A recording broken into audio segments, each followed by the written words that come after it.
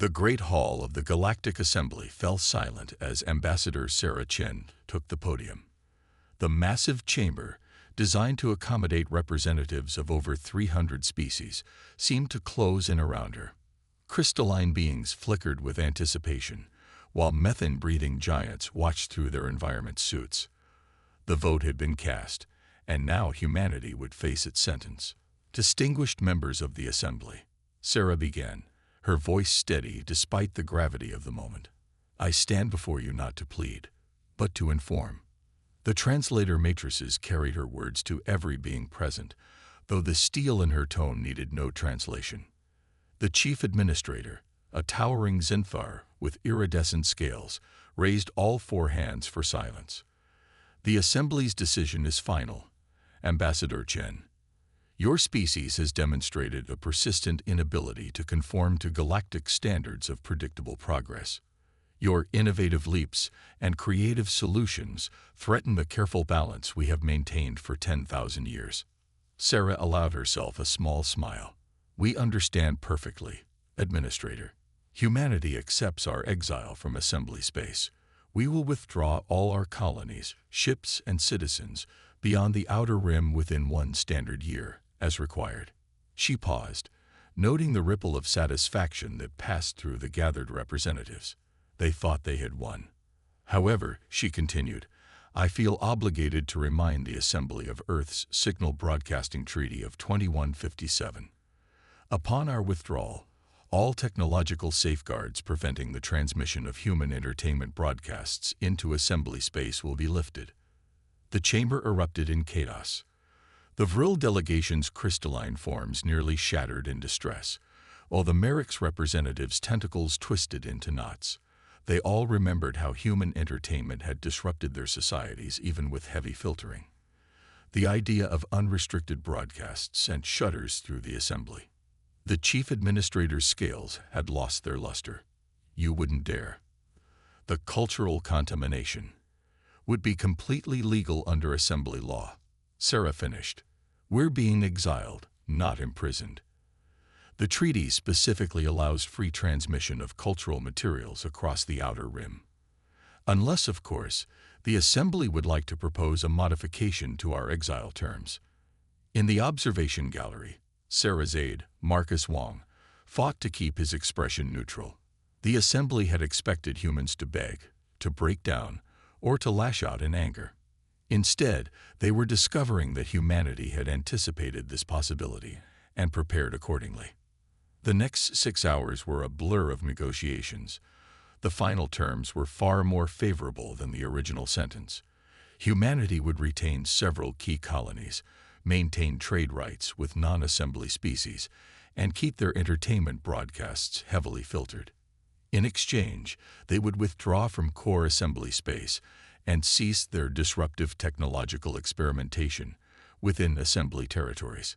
As Sarah and Marcus walked back to the Earth Embassy, their footsteps echoing through the station's pristine corridors, Marcus finally let out a low whistle. They really thought they had us cornered, didn't they?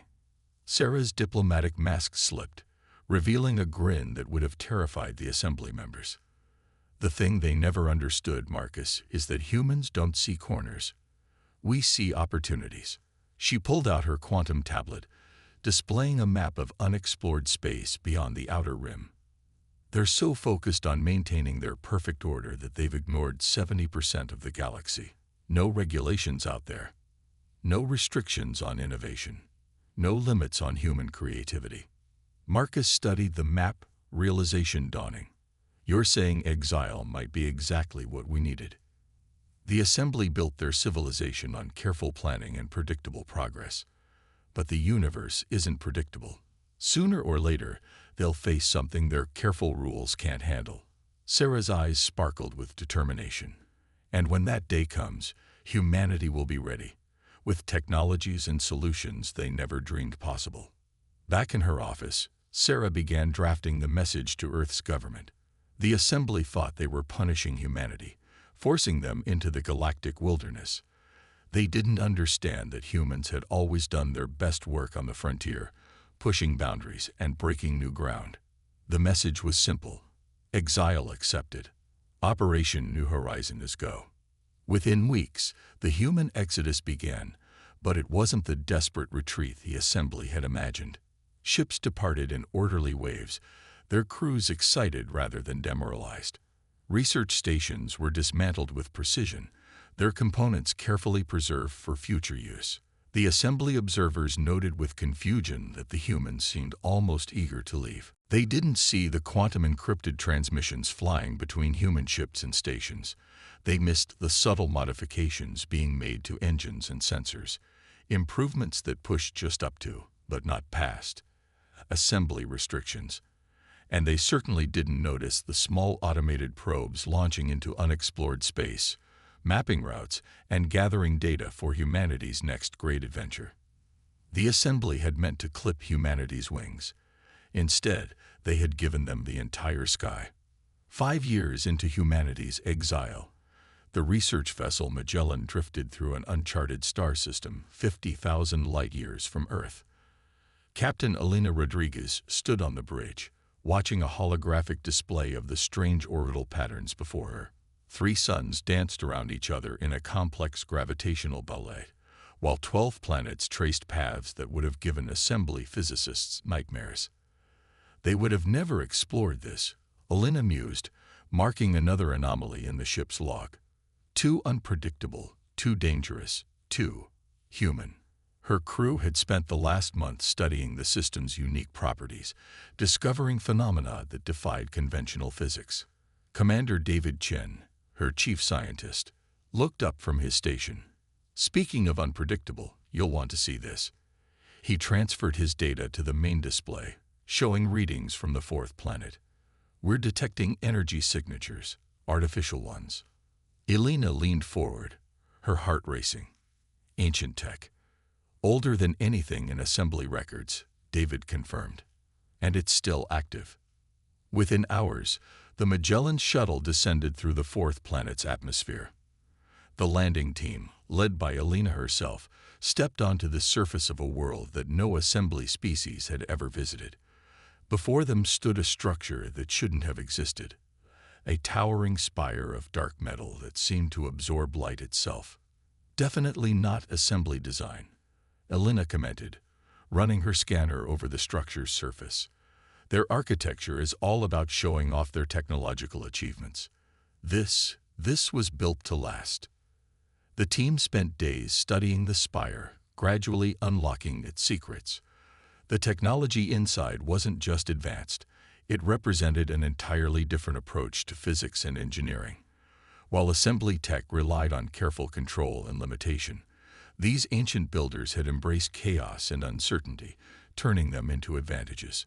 Back on the Magellan, Elena composed her report to the Human Expansion Council. The artifacts we've discovered suggest a civilization that thrived on complexity. Their technology doesn't try to impose order on the universe. It adapts to and harnesses natural chaos.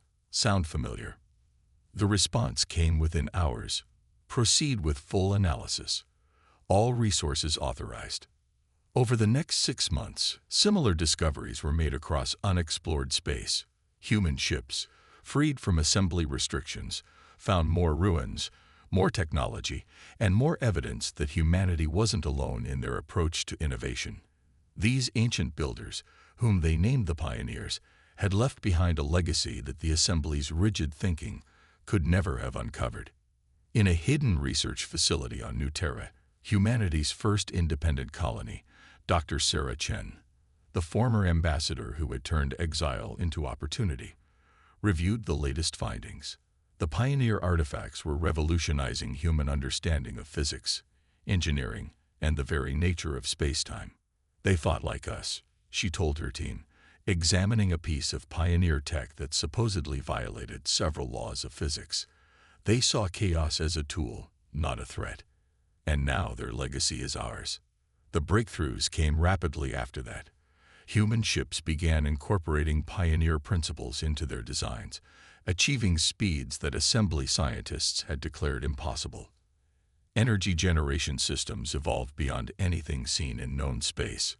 Communication networks emerged that didn't rely on traditional subspace limitations. But Sarah insisted on keeping their greatest discoveries hidden. The assembly expelled us because they feared our unpredictability, she reminded the council. Imagine their reaction if they knew what we found, what we've become. The assembly's surveillance ships occasionally patrolled the border of human space, watching for signs of dangerous experimentation. They saw exactly what humanity wanted them to see: modest colonies, steady but unremarkable progress, and no indication of the technological revolution brewing beyond their sight. What they missed were the quantum shipyards hidden in dimensional pockets, constructing vessels that could outrun anything in the assembly's fleet. They didn't detect the network of faster-than-light communications that connected every human settlement instantly. And they certainly didn't notice the probes watching their own borders, using technology so advanced it might as well have been magic by assembly standards. 10 years after their exile, humanity had expanded further and achieved more than they ever could have under assembly restrictions. Their punishment had become their greatest advantage. But as they pushed deeper into unexplored space, they began to understand why the pioneers had built their technology in the first place. Something had hunted them, something that even their advanced civilization had feared. And now, after eons of silence, that ancient threat was stirring again. In her office on New Terra, Sarah Chen studied the latest reports from the Deep Space Monitoring Network. The patterns were subtle, gravitational anomalies, quantum disturbances, radiation signatures that didn't match any known phenomenon. But together, they painted a picture that sent chills down her spine. They weren't just building technology, she whispered, finally understanding the urgency in the pioneer ruins. They were building weapons. And now we know why. The assembly had cast humanity out, thinking they were protecting their careful order from chaos. Instead, they had inadvertently positioned humanity to be the first line of defense against a threat they never knew existed. The only question was, when the darkness finally arrived, would humanity's newfound power be enough to face it? The first attack came without warning. An assembly research station in the Centauri sector simply vanished, along with the nearby star system. Not destroyed, vanished as if it had been erased from space-time itself. The assembly's response was predictably methodical. They formed committees, drafted reports, and debated proper procedural responses. 3 more systems disappeared while they deliberated. In her command center on New Terra, Sarah Chen watched the assembly's confusion with growing concern. The quantum detection grid humanity had reverse-engineered from pioneer technology was showing her something the assembly couldn't see: ripples in reality itself, spreading out from each vanished system like cracks in thin ice. They're not just destroying these systems, she explained to the Human Defense Council. They're consuming them, converting all matter and energy into something else. The holographic display showed dark tendrils of altered spacetime, creeping through the galaxy like hungry shadows. Admiral James Peterson, commander of humanity's newly christened defense fleet, studied the patterns. The pioneers called them the void hungry in their records, he said. Now we know why. They don't just want to destroy. They want to transform everything into their own version of reality. The assembly's response remained frustratingly slow. Their carefully ordered society had no protocol for dealing with an enemy that ignored physical laws. Their ships, designed for predictable operation, proved useless against weapons that altered the fundamental constants of the universe. Then came the transmission that changed everything. "This is Assembly Station Prismatic, declaring an Omega-level emergency," the message began, broadcasting on all frequencies. "Unknown entities have breached our outer defenses. Standard weapons are ineffective. We have over 10,000 civilians on board. Please, anyone who can hear this." The transmission cut off in static, but not before humanity's quantum sensors detected a massive distortion heading for the station. Without the pioneer-derived technology, the station would have already been lost. They had minutes at most. Sarah's decision took seconds. "Launch the Prometheus protocol," she ordered, "and get me a channel to the assembly." The assembly's chief administrator appeared on her screen, scales dulled with stress. Ambassador Chen, why are you contacting? No time for diplomacy. Sarah cut in. Your people at Station Prismatic have 18 minutes before they cease to exist. We can help, but only if you authorize us to enter assembly space. Now. The administrator's secondary eyes widened. That's impossible. Our sensors show. Your sensors can't detect what's coming. Ours can. 17 minutes now. Decide. For the first time in recorded history, the chief administrator acted without consulting the full assembly. Permission granted. Save them if you can. Sarah was already moving. Defense Fleet, execute Prometheus Protocol. All ships, engage quantum drives. Across human space, vessels that shouldn't have existed emerged from their dimensional hiding places. Ships built with pioneer technology, crewed by humans who had spent years preparing for this moment. They didn't use conventional drives. They manipulated space-time itself, crossing vast distances in seconds. The assembly observers at Station Prismatic watched in awe as 15 ships of unknown configuration appeared simultaneously around the station. Their designs defied assembly physics, combining organic curves with geometric patterns that hurt the eye to look at. This is Captain Elena Rodriguez of the HMS Magellan, a voice transmitted. Station Prismatic, prepare for emergency quantum evacuation. And you might want to look away. This gets weird. The human ships began to move in impossible ways, their pioneer-derived technology creating a web of altered spacetime around the station. When the Void Hungry arrived, massive entities that seemed to be made of living darkness, they found their usual tactics useless. The humans weren't trying to fight them in normal space. They were matching the entities' reality-warping abilities with their own. The battle that followed would have driven assembly physicists mad. Ships phased between dimensions, weapons fired beams that altered probability itself, and space twisted like paper in a storm. But the impossible happened. The Void Hungry were driven back, and Station Prismatic survived. As the quantum evacuation ended and the last civilian was safely teleported to Assembly Sanctuary Worlds, Elena allowed herself a small smile. The Assembly was about to discover just how much humanity had changed during their exile. Back on New Terra, Sarah was already preparing for the next phase. The Void Hungry wouldn't stop with one defeat. The Pioneers' records had been clear. These entities would keep coming until they consumed everything, unless they were stopped permanently. Send the data package to the Assembly, she ordered. Everything we know about the Void Hungry, all our sensor readings, and she paused, knowing this next step would change everything.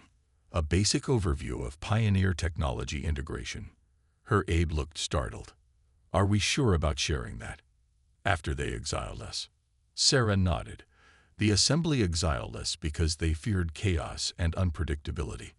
Now chaos itself is trying to devour their ordered universe. Sometimes the cure has to come from what you fear most. As the data streamed toward assembly space, Sarah knew the real challenge was just beginning.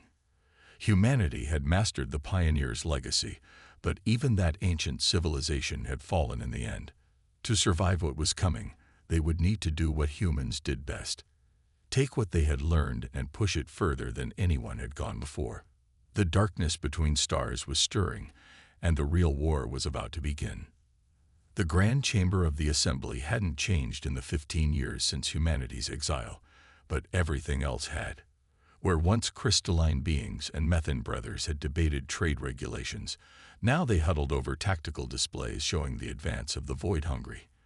And at the center of it all stood Sarah Chen, no longer an ambassador in disgrace, but humanity's chief representative in the greatest crisis the galaxy had ever faced. The Void Hungry have consumed 37 systems in the past month, she explained, manipulating the holographic display. Traditional defenses are useless, but our quantum detection grid shows their pattern. The display zoomed out, revealing a chilling truth. The attacks weren't random. They were systematic, creating a web of altered spacetime that would eventually trap the entire assembly. The chief administrator's scales had lost their usual luster. Your technology. It's unlike anything we've seen. Even our most advanced theorists can barely understand the principles. Because you try to understand it through the lens of order, Sarah replied. The pioneers, and now humanity, learn to work with chaos, not against it. The void-hungry do the same, but they take it to an extreme. They don't just embrace chaos, they are chaos incarnate. Around the chamber, assembly representatives watched with a mixture of fear and fascination as Sarah demonstrated the principles behind human quantum shields and reality warping drives. The same innovations that had once terrified them now represented their best hope for survival. We propose a joint defense initiative, Sarah continued. Our ships have the technology to fight the void-hungry, but we don't have the numbers. The assembly has the industrial capacity and resources we lack. Together, we might have a chance. The debate that followed was the shortest in assembly history. When existence itself was at stake, even the most conservative species could move quickly. Within days, the first human technical teams arrived at assembly shipyards. The culture clash was immediate and profound. Assembly engineers, accustomed to following precise procedures, watched in horror as humans modified sophisticated equipment through what looked like intuition and guesswork. You can't just adjust a quantum field generator like that, protested Chief Engineer Exiled, their crystalline form flickering with distress as Elena Rodriguez casually rewired a power core. There are procedures, calculations. The calculations are happening, Elena replied, not looking up from her work. Just not in the way you're used to. She pointed to a holographic display showing quantum probability curves. See those patterns? We're not forcing the energy to flow how we want. We're suggesting a path and letting quantum uncertainty do the work. Gradually, understanding began to dawn. The assembly had spent millennia trying to impose order on an inherently chaotic universe. Humans had learned to swim with the current rather than against it. Their technology didn't fight physics. It collaborated with it. The results were extraordinary. Assembly ships, retrofitted with human quantum tech, began holding their own against void-hungry attacks. The death toll dropped. For the first time, the galaxy's civilizations began to hope. But Sarah knew it wasn't enough. In her temporary quarters on the assembly station, she reviewed the latest intelligence. The void-hungry weren't just consuming space. They were learning, adapting. Each attack was more sophisticated than the last, and deep in Pioneer records, she had found a terrifying truth. This wasn't the first time they had invaded this galaxy. Show me the pattern analysis again, she ordered her AI assistant. The holographic display filled with data from thousands of battles across history. The pioneers had fought the void-hungry before, driving them back multiple times. But each time, the entities had returned stronger, as if defeat only taught them how to be more effective. A soft chime announced the arrival of Admiral Peterson. The combined fleet is ready, he reported. 20,000 assembly ships, retrofitted with our tech. But Sarah, he hesitated. The latest simulations suggest it still won't be enough. We can slow them down, maybe save individual systems, but we can't stop their advance entirely. Sarah nodded, her expression grim. Because we're fighting the last war, not the next one. The pioneers beat them back with superior technology, but that just taught the void-hungry how to counter it. We need something they've never seen before. She pulled up a new set of schematics, designs that made even Peterson's eyes widen. Is this possible? He asked, studying the impossible geometries and quantum configurations. Ask me that 15 years ago, and I'd have said no. But we've learned a few things in exile. Sarah's smile held a fierce pride. The assembly taught us the value of precision. The pioneers showed us how to embrace chaos. Now it's time to combine those lessons and do what humans do best: innovate. The designs she revealed to the assembly the next day violated dozens of physical laws. The quantum mathematics behind them gave their best scientists headaches. But as the void-hungry pressed their advance, consuming entire sectors of space, no one argued against trying the impossible. As the new prototype ships took shape in the quantum shipyards, Sarah couldn't help but appreciate the irony. The assembly had exiled humanity for being too unpredictable, too innovative, too willing to break the rules. Now those same qualities might be the only thing standing between civilization and oblivion. The final battle was approaching, and it would determine not just who controlled the galaxy, but what kind of galaxy would survive. Order versus chaos, creation versus consumption, and somewhere in between, humanity's unique ability to bridge the gap between the two. The combined fleet of humanity and the assembly hung in the void between galaxies, a gathering of ships unprecedented in scale. At its heart were the new prototype vessels, their quantum hybrid designs representing the perfect fusion of human innovation and assembly precision.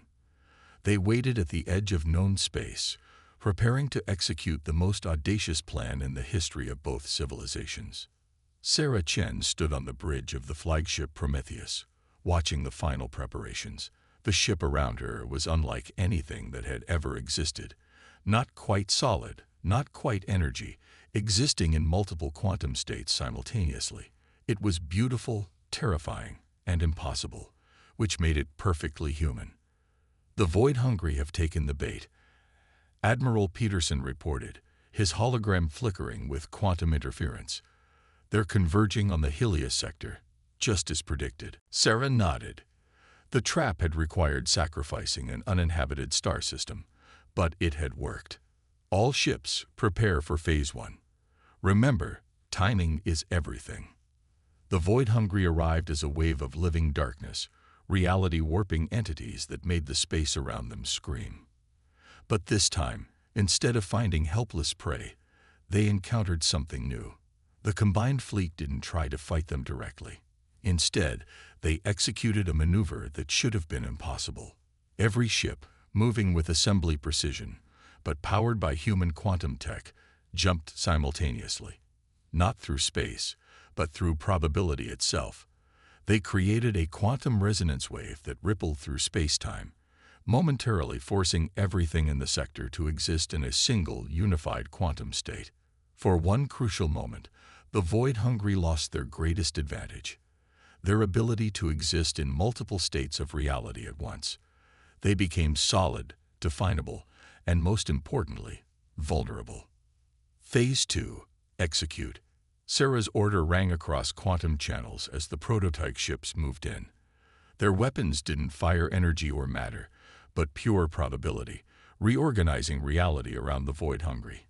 It was a technique based on a fundamental insight. You couldn't destroy chaos, but you could redirect it. The battle that followed defied description. Ships phased between dimensions, quantum weapons rewrote the laws of physics in localized areas, and space itself seemed to twist and fold. But for the first time, the void-hungry were being driven back not by brute force, but by something they had never encountered. Ordered chaos, deliberately crafted and precisely wielded. In the Assembly Command Center, the Chief Administrator watched in awe as human ships performed maneuvers that should have torn them apart, while assembly vessels moved with a precision that turned their formation into a quantum-level orchestra. They're not just fighting, they realized. They're creating a new kind of order. The turning point came 9 hours into the battle. The prototype ships, led by the Prometheus, formed a complex geometric pattern in 4-dimensional space. As the void-hungry moved to counter them, Sarah gave the final order: initiate Genesis Protocol. The ships didn't just fire their weapons, they synchronized their quantum fields in a way that momentarily connected every point in spacetime within the sector. For a fraction of a second, past, present, and future existed simultaneously. The void-hungry, creatures of chaos who relied on uncertainty, found themselves trapped in a moment of perfect clarity. The effect was catastrophic for them. Unable to maintain their form in a region of space where probability itself had been momentarily frozen, the entities began to collapse. But rather than being destroyed, they were transformed. The quantum fields didn't eliminate their chaos. They channeled it, forced it into new patterns that were compatible with normal spacetime. When it was over, Where the void hungry had been, something new remained. Swirling nebulae of quantum energy, no longer consuming reality, but becoming part of it. The threat wasn't destroyed. It was converted, transformed from a force of destruction into a source of creation. As the assembly fleet regrouped, Sarah received a transmission from the chief administrator. Their scales were glowing with colors she had never seen before. In all our history, they said, we sought to impose perfect order on an imperfect universe.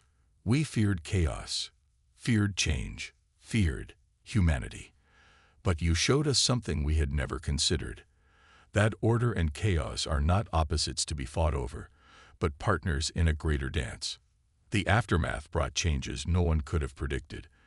The assembly's rigid hierarchy gave way to a more dynamic system, one that valued innovation alongside stability. Human quantum technology, combined with assembly precision, opened up new frontiers of exploration and discovery. The transformed void-hungry entities became objects of study, yielding insights into the fundamental nature of reality itself and humanity. They were no longer exiles but leaders, teachers, bridge builders between order and chaos. Their colonies expanded, their technology evolved, and their reputation grew. They had taken their greatest setback, banishment from the galactic community, and turned it into their greatest triumph. Years later, Sarah stood at the same podium where she had once received humanity's exile sentence, but now she faced a different assembly, one that had learned to embrace change while respecting tradition, to seek progress while maintaining stability. We stand here today, not as separate species seeking to impose our will on the universe, she declared, but as partners in understanding it. The void hungry taught us that chaos cannot be destroyed, only transformed. And in learning to transform it, we transformed ourselves. The galaxy had changed forever, and it all began with humanity's exile. Proof that sometimes the greatest victories come disguised as defeats. In forcing humanity to forge their own path, the assembly had unknowingly created exactly what the galaxy needed: a civilization that could dance on the edge of chaos, turning the unknown from a threat into an opportunity. It was, perhaps, the most human victory of all.